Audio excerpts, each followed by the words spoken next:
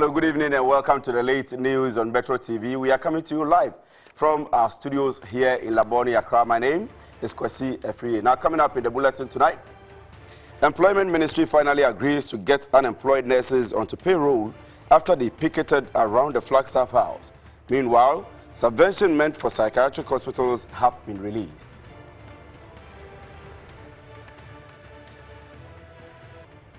President John Mahama cast sword for the redevelopment of KWASI Central Market and demands full cooperation from residents and the Assembly for its early completion.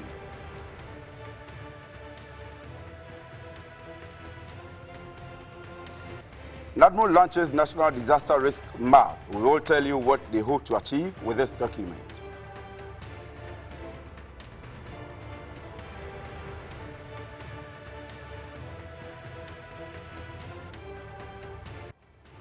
And finally, Ghana East and Ghana West municipal assemblies overwhelmed by filth engulfing some sprouting communities.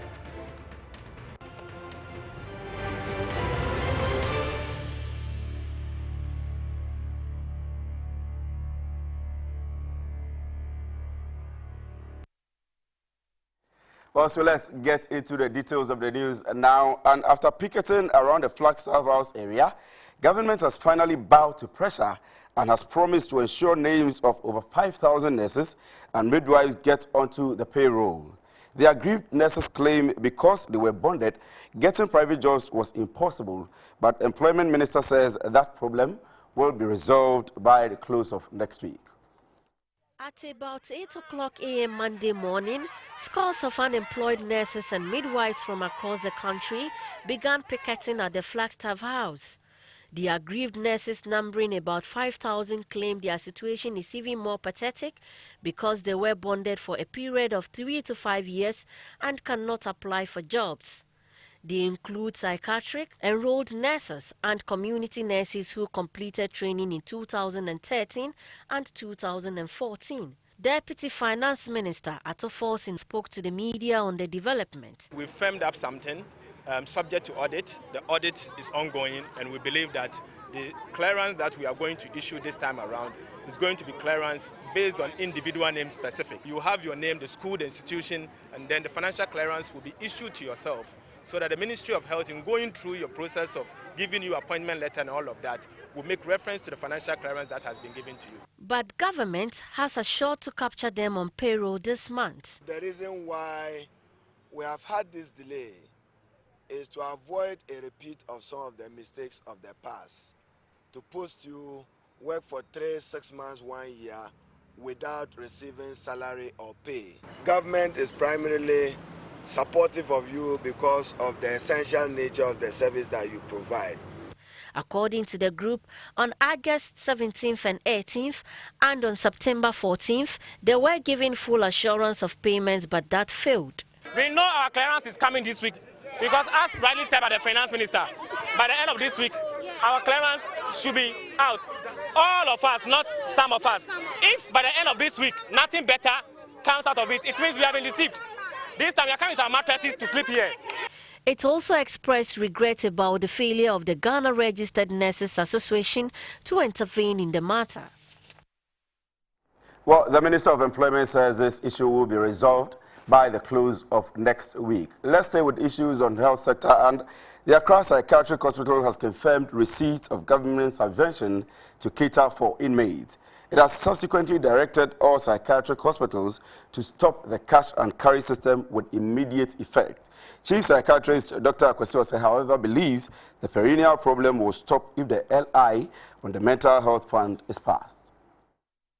The Accra Psychiatric Hospital was compelled to introduce a cash and carry system following delays in the release of funds. The decision raised eyebrows, especially because around that time, nurses were on strike over unpaid allowances. The nurses have since resumed work, and now funds badly needed have also been duly paid.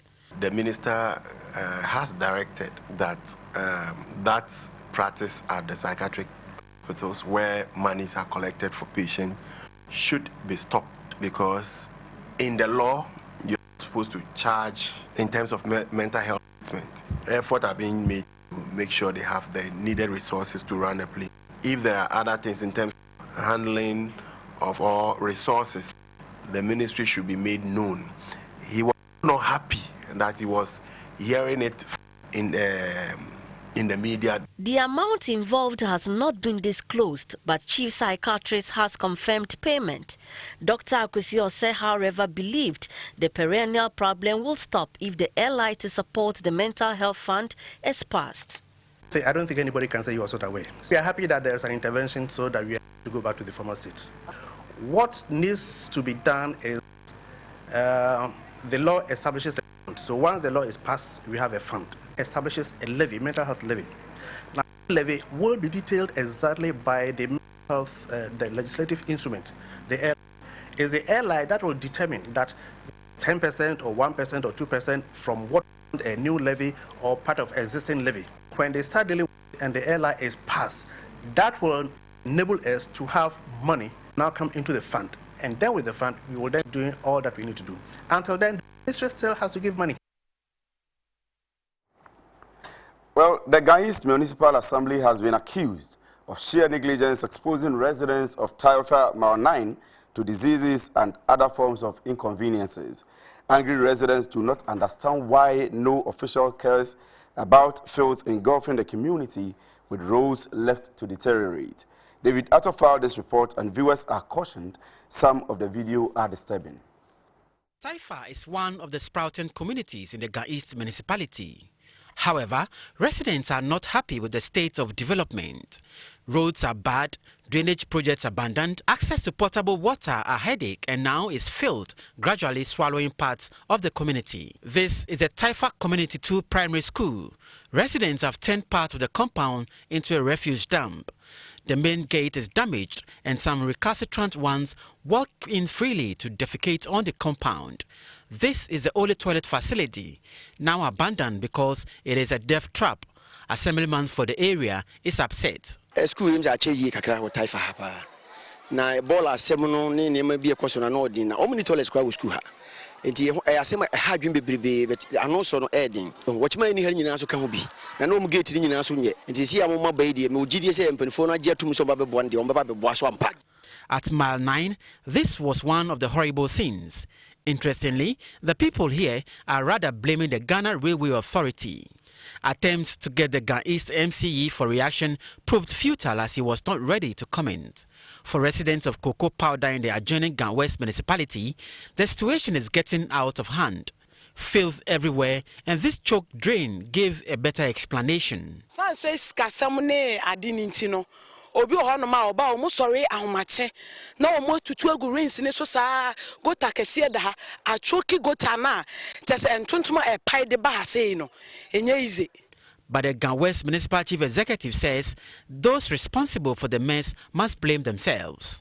We are willing to evacuate all the rubbish to the Nsumia and then put laterite on it, but they must change their attitude. The attitude is that we will not bring container there again. The policy is that the polluter must pay. And so we are willing to extend service providers to their homes. We will bring them dustbins free. In fact, we have already acquired the dustbins. The access to that enclave, we will, people have encroached, with containers and all. So we'll clear. Ghana Railway Authority must also show leadership because they have a responsibility to manage the railway. And so when they also sit down for people to encroach that close, I think it doesn't augur well. And it appears there's lack of coordination between one institution and the other. Metro News is monitoring this developing story and will keep viewers updated. Also, that's the situation in Taifa. Now, NEWSMON has launched a national disaster risk map as part of strategies to mitigate the impact of natural disasters. The initiative is supposed to help district coordinators and staff undertake proper assessment for possible evacuations and relocations in anticipation of natural disasters to reduce impact. National Disaster Risk Map was put together with the support of the United Nations Development Program. The event was witnessed by all regional coordinators and key partners. It, among other things, provided relevant information and also helped NADMO staff across the country to do proper assessments based on the understanding of disaster-prone areas. The project was tasked to identify 10 flood and drought hotspots in Ghana and carry out in-depth risk assessment in these areas, assess early warning, gap analysis, and design a science-based and people-centered disaster management early warning system. The project aims to reduce and prevent economic and human losses. The implementation of the risk map will also increase the capacity of NADMO and other key stakeholders. It is essential that disaster risk is integrated into everything from the delivery of basic services to long-term development planning and programming at the country level. Tackling poverty and risk together cannot just be about individual projects. Every decision, every budget, and every brick that we lay must be risk-informed. The organization will soon launch a global warning system to reduce the underlying risk factors. The Ghana National Fire Service has commissioned new service stations for 7 districts of the Volta region. These include tenders to deal with emergency situations. The project was funded by government with support from local assemblies. The Ghana National Fire Service, with support from government, has begun a bold initiative to re-equip various stations with badly needed logistics and mass sensitization programs to prevent disasters. The service came under severe public criticism during the fire disasters that rocked major markets in the capital Accra and other regional capitals in the first half of 2010. Since then, government has taken delivery of several fire tenders and state-of-the-art firefighting equipment. The latest beneficiaries are 7 districts in the Volta region, and this brings number of districts with active fire stations to 20. Data available indicates the region recorded 90 disasters, including 4 fatal highway accidents. Officials in the region are grateful for the timely support, especially as the Harmattan season approaches. If a community, society, a nation will develop, we need to be concerned about protection of public safety. The security and the safety of the people must be the concern of everybody, not only government. But individuals, the citizenry, we must also look at that. Deputy Volta Regional Minister Francis Ganyaglo could not hide the excitement this brings to business and the people in the beneficiary communities. We are happy that they have a tender, they have a station. In the past, they rely on crashing, so you can imagine fire outbreak in Chinderi Borai. The traveling time about 1.5 hours, 2 hours, waiting for a tender to move from Krachi to Chinderi. 2 weeks ago, similar presentations were made to 3 districts in the Greater Accra region. The presentations were jointly made by the Regional Minister, Nilaya Fotiagbo, and the Chief Fire Officer, Dr. Albert Baungezi. The new stations are at Katamanso, Bechile, and Pampram. You're still watching the late news live on Metro TV. Let's do some politics now. And a group calling itself Friends of Ashite has described as malicious attempts by Senator Rawlings to discredit the incumbent MP who is seeking re-election. The aggrieved NDC members described the senator as disloyal and alien to the party in Koli Klote constituency.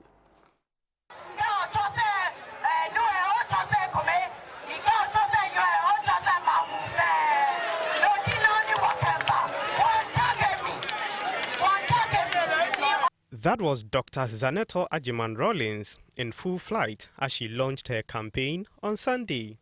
And this perhaps is what provoked supporters of the charged Friends of Ashite. They claim Dr. Zaneto Ajiman Rawlings, among other things, accused Ashite of playing tribal cards, something they feel is below the belt. Campaigning along tribal lines will not be within the contemplation of an experienced politician like Ashite, who has received massive support from non-indigenous as well as indigenous. It is therefore unacceptable and petty for such unfounded allegations to be leveled against our sitting MP, Ashite. The group again accused Dr. Zaneto of being disloyal and alien to the party in the constituency. Zaneto Ajiman Rawlings, a candidate whose name has not been recorded in the books of Klote Kole constituency, and her supporters must desist from pointing accusing fingers at our honorable MP.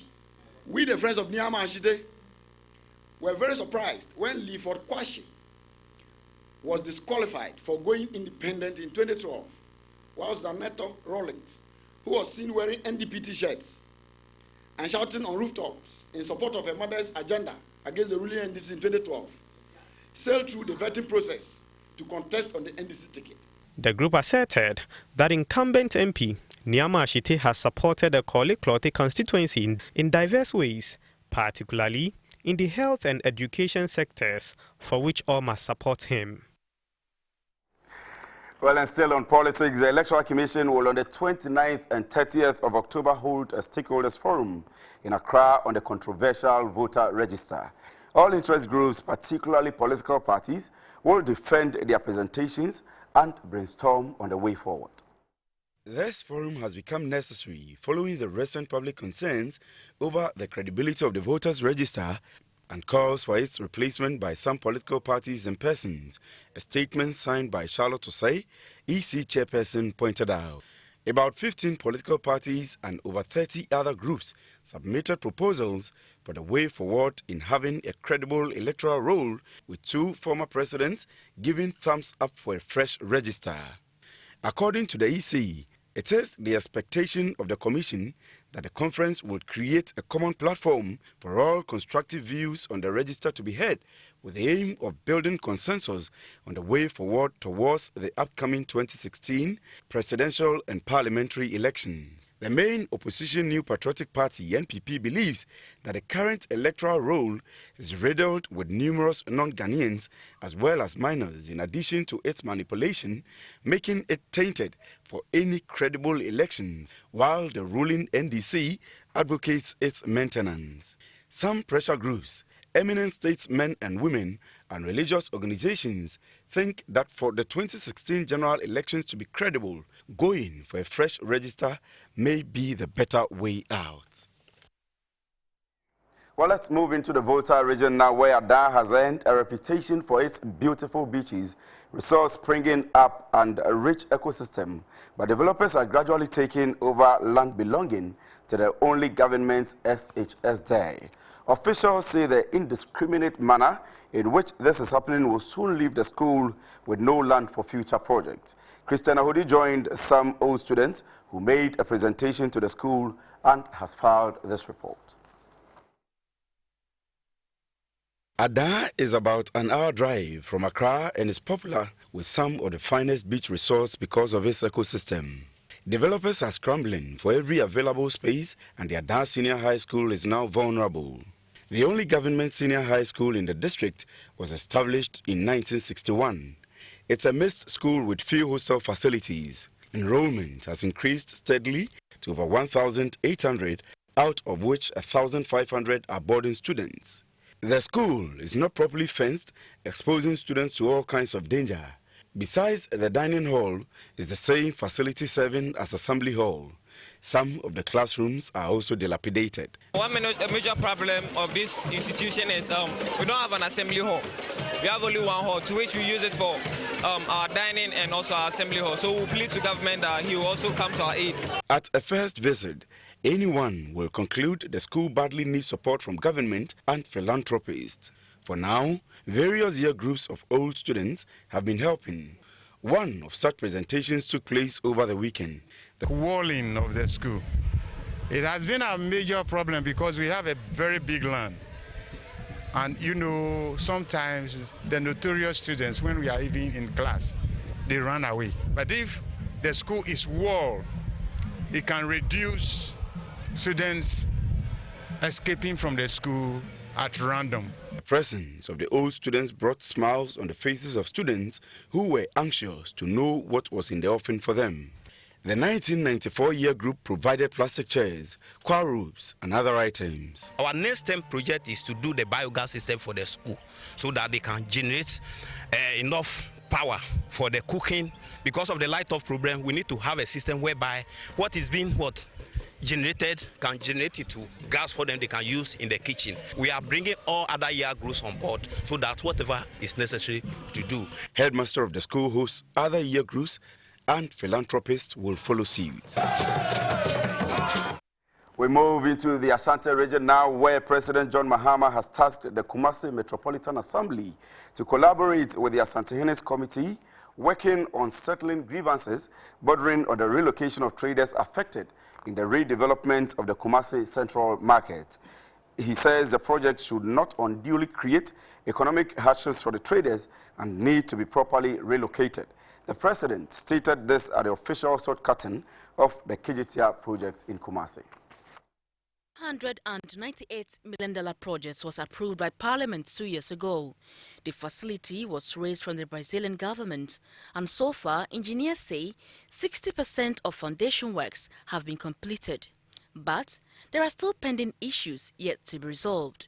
Traders suspect some of them may lose their stalls when the reallocation is done after completion. Others claim their relocation will seriously affect their business as long as the project goes on. The aggrieved traders took the matter to court, but have since withdrawn it following the intervention of the Asantehene. On Monday, Otumfuo Osei II was joined by other traditional leaders to witness a groundbreaking ceremony. President Mahama pleaded with residents to support the contractors to complete in time. I wish to encourage officials of the KWASI Metropolitan Assembly to continue to work with the Otumfuo's committee to resolve the remaining concerns of traders in the old KJTR market, especially the current traders in the old market enclave, that you will be giving first priority in the allocation of stalls and shops in the new KJTR KWASI market complex. CEO of contractor Ejiheria Limited are optimistic of completing within schedule. Fabio Camara said over 400 of the workforce are Ghanaians. We carefully selected all materials in Brazil, Ghana, and abroad, so we could use the best materials available. Under the Made in Ghana policy, we are using as much as local materials that meets the high standards of the works as we can, promoting the local economy to also benefit from the development. Asante Regional Minister Peter Anefi Mensah was elated the annual flooding and fire outbreaks would no longer be a nightmare for traders. The first phase of the project is expected to be completed in 2 years. Well, we come back from the Ashanti region, and government has received a total of 4 million Ghana cedis dividend from the Ghana Ports and Harbours Authority in respect of the 2014 accounts of the company. Deputy Finance Minister Kesel Atoforsen, who received the check from Director General of the Ghana Ports and Harbour Association, Richard Anamu, expressed appreciation and urged other joint venture companies to improve productivity to increase such payments. We'll be working closely with you as we've done in the past, and in spite of the challenges that we go through, to at least give you the needed support to invest. And I believe that that will go a long way to, assist all of us. We want to encourage public-private partnership like the one you recently did with MPS, to encourage you to use that to develop the ports, and where necessary the state will come in to provide some sort of comfort that we always do for you. And I believe that this will go a long way to attract the investment that we need. He also pledged government's commitment to support the Ghana Ports and Harbour Authority to achieve its objectives. Director General, Ghana Ports and Harbour Authority, Richard Anamu, pledged to improve revenue in the coming months. We will continue to pursue and put in all the necessary measures to ensure that we can increase productivity and therefore revenue, to put in the measure to ensure that we reduce costs and therefore maximize profit, and ensure that we comply with all our tax obligations. We're looking forward to the opportunity that some of these tax obligations might be reconsidered, because a lot of it is being pumped back into the system. The Ghana Ports and Harbour Authority is expecting to increase the amount in the next financial year. Now, Ghana's debt will on Thursday issue a 3-year fixed rate bond to the tune of 1.5 billion. The instrument, which is open to both local and overseas investors, will be issued at par. Information posted on the website of the Bank of Ghana said the bond will be redeemed by the issuer on October 25, 2018. According to the central bank, the instrument will bear a coupon rate equal to the highest competitive bid accepted at the auction for the security. The coupon rate will subsequently be carried out throughout the term of the security. The minimum bid, however, will be 50,000 cedis and multiples of 1,000 cedis thereafter. Already, the International Monetary Fund has predicted that Ghana's public debt stock will hit 72% of GDP, about 83 billion cedis, by December 31, 2015. Government's borrowing spree also continued on the domestic market as it borrowed 125.2 million cedis in treasury notes alone from the domestic bond market between July 6 and September 14, 2015. Out of this, 79.6 million, which was the biggest, was issued on September 11, 2015. 32 million cedis and 5 million cedis issued on July 24, 2015 and August 28, 2015, respectively, followed suit. The yield for the 2-year notes was, however, 23%, higher than the previous 22.5%. An Accra-based charismatic church, Springs of Joy Ministries, in partnership with various organizations, has undertaken its annual health walk to create awareness on breast cancer and raise funds to support women. Over 80 members of the East Legon-based charismatic church Springs of Joy Ministry, led by Reverend Dr. Akwesi Agyemang-Prempeh, started a health walk at the church premises with the hope of raising enough funds to support a breast cancer campaign. Among the members is former Blaster captain and current coach of Dreams FC, C.K. Akno, and some particular celebrities. The participants of the event went past some notable streets within East Legon, particularly the American Health Junction, with the objectives of keeping faith. After 2.5 hours, the Spring of Joy Ministry Health Walk ended at the church premises, where members were taken to some aerobic section. Some participants, including the head pastor, believe the health fitness walk was good for their members. Of Joy partner with TSTL. Now, every year we have decided that we will have an awareness walk, create the awareness, raise some money, and help people. Coming together to be able to help women, not only necessary women, that everybody who needs to be given an education in the area of awareness relating to breast screening and also diagnosis, and also helping you to be able to maintain a healthy lifestyle. Well, so that's all about it for late news on Metro TV. But before we go, let's have a recap of our top stories. Employment Ministry finally agrees to get unemployed nurses onto payroll after they picketed around the Flagstaff House. Meanwhile, subvention meant for psychiatric hospitals have been released. President John Mahama cast sought for the redevelopment of KWASI Central Market and demands full cooperation from residents and the Assembly for its early completion.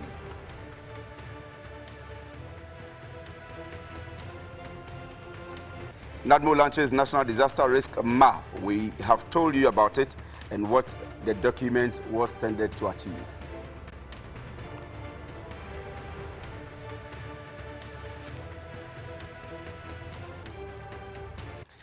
And Ga East and Ga West Municipal Assembly is overwhelmed by filth engulfing some sprouting communities.